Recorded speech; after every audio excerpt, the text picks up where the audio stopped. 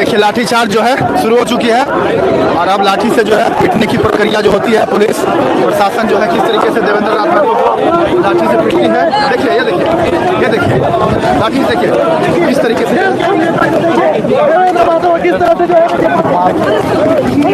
देख सकते हैं आप।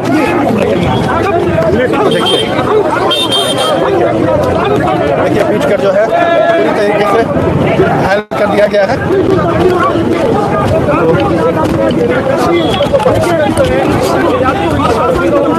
ये देवेंद्र नाथ महतो को जो है पकड़ के गिरफ्तार कर लिया गया है पीट कर, और भी अभ्यर्थियों को जो है सभी को गिरफ्तार कर लिया गया है।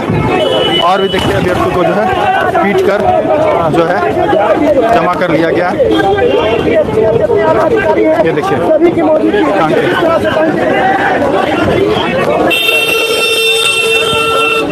ये देखिए खान से खून जाते हुए अभ्यर्थी को,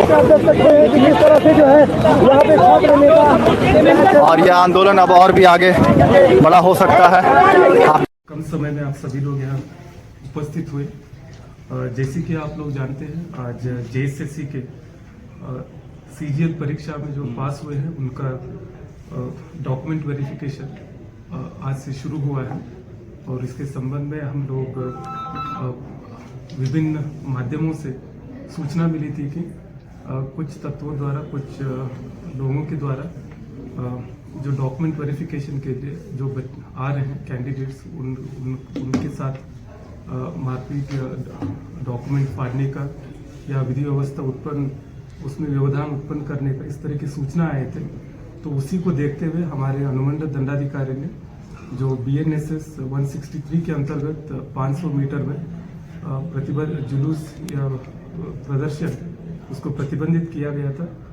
और आज जो है कार्यक्रम जब डॉक्यूमेंट वेरिफिकेशन की कार्यक्रम सुचारू रूप से जब चल रही थी तो नामकुम बाजार टांड से सदाबहार चौक तक लगभग 200 प्रदर्शनकारियों जिनका नेतृत्व देवेंद्र महतो जी ये आ रहे थे और उनको वहाँ के उपस्थित दंडाधिकारी और पुलिस पदाधिकारियों के द्वारा समझाने के बाद भी उनके द्वारा जो है सड़क जाम और जो डॉक्यूमेंट वेरिफिकेशन के लिए जो आ रहे हैं उनको समस्या करने की ऐसे पता चला। तो उसी को देखते हुए वो सड़क जाम को देखते हुए कि वहाँ हल्का बल प्रयोग करते हुए उनको वहाँ से डिस्पर्स कर दिया गया। और उसी क्रम में जो है विधि व्यवस्था को मेंटेन करने के लिए देवेंद्र महतो और उनके साथ और 2 लोगों को जो है हम लोगों ने प्रिवेंटिव डिटेंशन में लिए हैं। उन दोनों का नाम है मधु रजक जो 25 साल के हैं, वो पंचबा थाना गिरिडीह जिला से है, और मनोज कुमार महतो जो 30 बरस के हैं, ईचागढ़ थाना सरायकेला खरसावां जिला के हैं। और आज डॉक्यूमेंट वेरिफिकेशन कार्यक्रम संपूर्ण सुचारू रूप से हुआ है और जिन्हें भी जो प्रदर्शन में जो विधि व्यवस्था उत्पन्न जो करे तो उसके लिए हम लोगों ने नियमानुसार कार्रवाई की है और अन्य चीजें जो है एसएसपी साहब बताएंगे। रखी है। पहली बात है कि सोशल मीडिया पे लगातार ये बातें आ रही थी कि बड़ा ही उग्र प्रदर्शन का आह्वान किया जा रहा है और ये बार बार कई ऐसे सफल अभ्यर्थी थे जिनको धमकी दी जा रही थी कि अगर आप पहुंचेंगे तो आपको सर्टिफिकेट फाड़ दिया जाएगा, आपके साथ मारपीट किया जाएगा। तो लगातार हिंसक आह्वान किया जा रहा था। इसके कारण हम लोगों को जो है एक ज्वाइंट ऑर्डर वरीय पुलिस अधीक्षक और उपायुक्त महोदय का निकला, जिसमें जो है बृहद प्रतिनियुक्ति की गई ताकि कोई भी ऐसी घटना न घटे जिससे जो है हिंसा का वातावरण हो। उस ज्वाइंट ऑर्डर के बाद एसडीओ ने निषेधाज्ञा जारी की थी 163 में, जेएसएससी ऑफिस से 500 मीटर, सदाबहार चौक से 500 मीटर। उस क्षेत्र में आज जो है जो छात्र नेता हैं देवेंद्र महतो, वो अपने बहुत सारे समर्थकों के साथ आए। उन्होंने पहला तो निषेधाज्ञा का उल्लंघन किया, फिर उनसे जब बार बार अनुरोध किया जाने लगा कि भाई आप सड़क जाम नहीं करिए, पीछे में बहुत सारी स्कूल बसेस थी, बहुत सारे सामान्य वाहन थे जो जाम में रुक गए थे, तो विधि व्यवस्था संधान में उनसे बार बार अनुरोध किया गया। उनके समर्थकों को भी अगर आपको अरेस्टिंग देना है, कई बार प्रदर्शन में लोग गिरफ्तारी देना चाहते हैं तो उन्हें जो है प्रिवेंटिव अरेस्ट के लिए रिक्वेस्ट किया गया। कुछ लोगों को बस पर बैठाया गया तो वो बस से निकल गए और फिर जो है हंगामा करने लगे।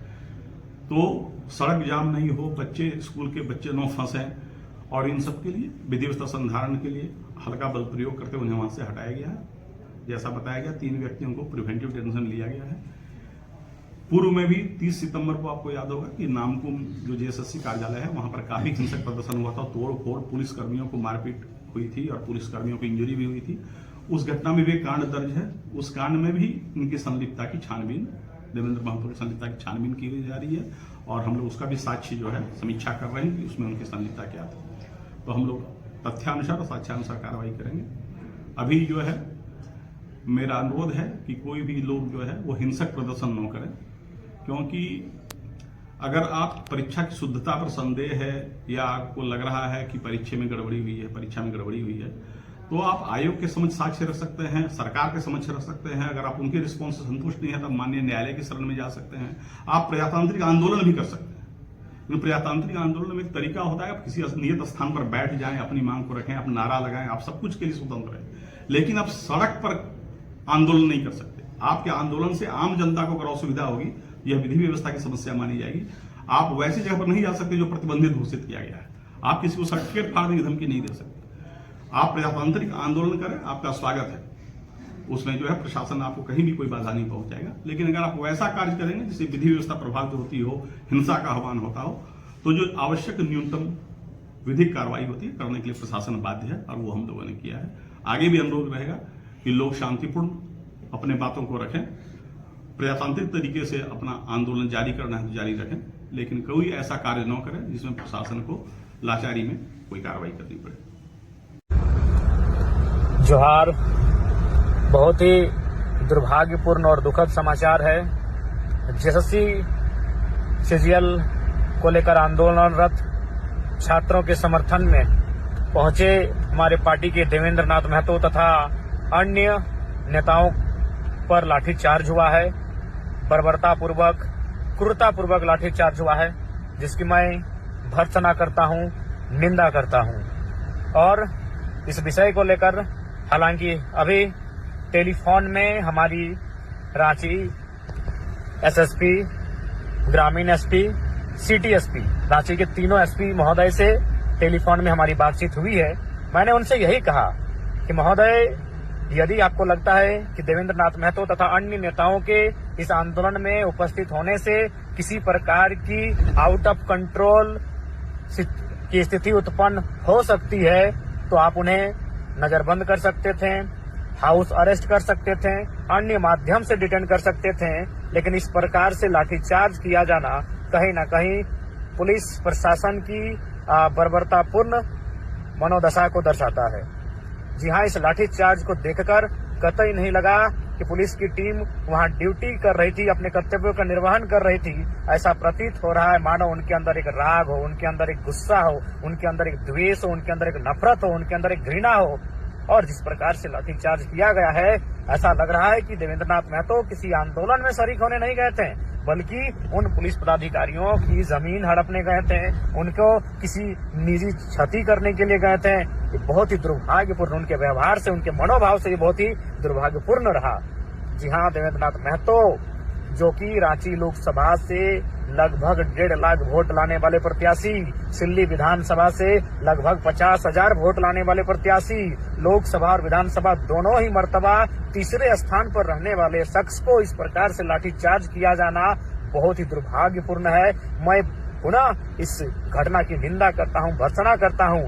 साथ ही साथ हालांकि मेरी टेलीफोन में बात हुई है, लेकिन मैं इस वीडियो के माध्यम से भी रांची एसएसपी महोदय और डीजीपी झारखंड से मैं आग्रह करता हूं कि सबसे पहले टीम गठित करके जिन पदाधिकारियों ने लाठीचार्ज किया है उन पर कड़ा एक्शन लिया जाए और देवेंद्र नाथ महतो को रिलीज कैसे किया जाए इस व्यवस्था पर अमल करें। देवेंद्र नाथ महतो को रिलीज करने का प्रयास करें, अन्यथा पूरे राज्य के छात्र, जेल कैंप के साथी जेल भरो आंदोलन की दिशा में आगे बढ़ेंगे।